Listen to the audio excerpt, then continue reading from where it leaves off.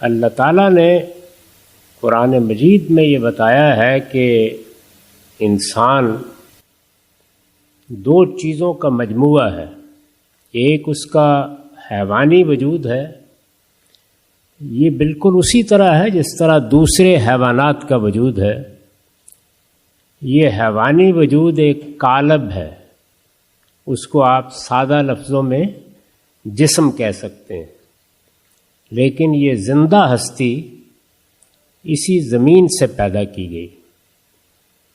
اور قرآن نے یہ بات بھی واضح کر دی ہے کہ سمندروں کے کنارے جو دلدل سی بن جاتی ہے وہاں سے ابتدا ہوئی اور پھر کئی صدیوں کے مراحل سے گزرنے کے بعد وہ حیوانی وجود پایہ تکمیل کو پہنچا.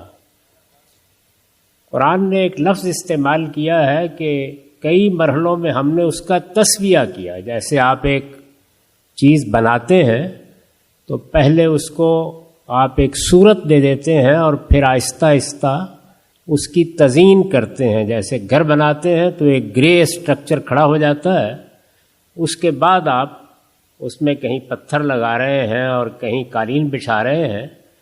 تو اللہ تعالیٰ نے یہ بتایا ہے کہ میں نے انسان کے حیوانی وجود کو بھی اسی طرح بنایا اور پھر اس کا تسویہ کیا، یعنی اسے ہر لحاظ سے بالکل درست کر دیا. جب وہ اس مرحلے تک پہنچ گیا تو پھر سورہ سجدہ میں یہ فرمایا ہے کہ آسمان سے اس کی شخصیت اس کے اندر الہام کی. اس طرح انسان اپنے جسم یا اپنے قالب کے لحاظ سے ایک زمینی ہستی ہے اور اسی طرح بنا ہے جس طرح کے دوسرے جانور پیدا ہوئے ہیں. لیکن انسانوں کی جو نسل اس وقت موجود تھی اور اس کے حیوانی وجود کے بے شمار نمونے پیدا ہو چکے تھے، ان میں سے دو کا انتخاب کر کے انہیں انسانی شخصیت دی گئی. تو انہی کو قرآن مجید نے آدم و حوا کی حیثیت سے متعارف کرایا ہے. حوا کا نام تو قرآن میں نہیں آیا، لیکن ان کی شخصیت کا تعارف قرآن نے کرا دیا ہے.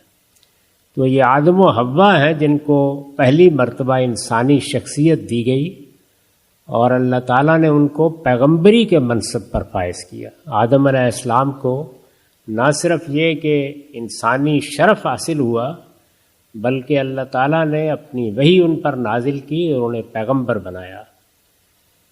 اس واقعے سے پہلے یہ بات بھی قرآن مجید میں واضح کر دی گئی ہے کہ اللہ تعالیٰ نے یہ اسکیم اس وقت جو مخلوقات تھیں جن میں فرشتے بھی تھے، جنات بھی تھے، ان کے سامنے رکھی اور ان سے کہا کہ میں نے زمین کا ایک ذرے کے برابر ہے پوری کائنات میں اس کرۂ ارض کا انتخاب کیا ہے کہ یہاں میں اس کیچڑ سے ایک نئی مخلوق پیدا کرنے والا ہوں اور زمین کا اقتدار اس کو سونپ دوں گا.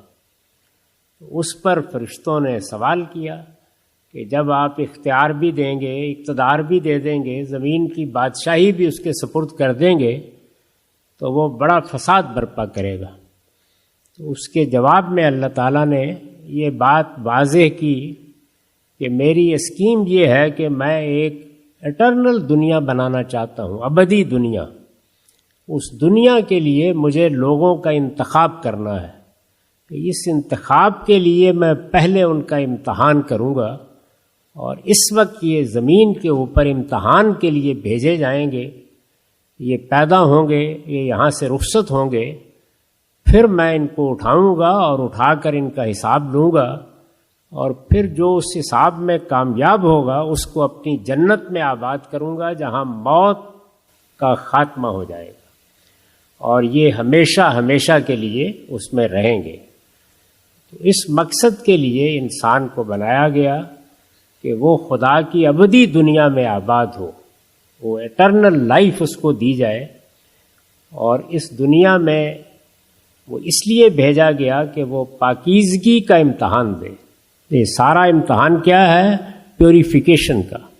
انسان کے اندر خیر بھی ہے، شر بھی ہے، اس کے اندر نیکی اور بدی کا شعور ہے، اس میں اس کو زیادہ سے زیادہ پاکیزہ ہو کر دنیا سے رخصت ہونا ہے.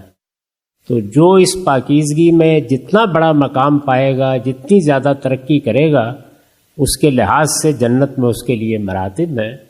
اس اسکیم کو سامنے رکھ کر انسان کو اس دنیا میں بھیجا گیا ہے۔ تو یہ میں نے مختصر طریقے پر وہ داستان آپ کے سامنے رکھ دی ہے، کیونکہ یہ ملاقات اور سوالوں کی نشست ہے، اس وجہ سے زیادہ تفصیل نہیں کی جا سکتی۔